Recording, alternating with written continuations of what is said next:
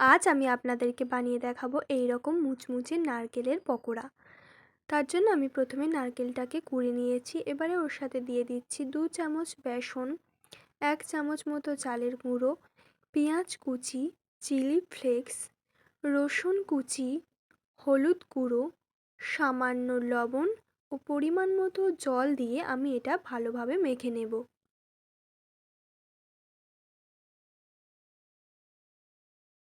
এবার এর থেকে অল্প অল্প করে হাতে নিয়ে ঘুরিয়ে ঘুরিয়ে একটি গোল আকৃতির করে নেব।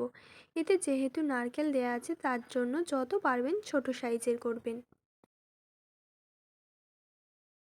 আমার সবগুলো করা হয়ে গেছে। এবার আমি তেলের উপরে একে একে এগুলোকে ছেড়ে দিচ্ছি।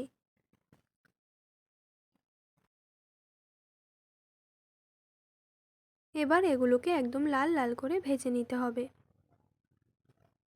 আমার এগুলো ভাজা হয়ে গেছে। এবার এটাকে আমি তেল ঝরিয়ে তুলে নেব।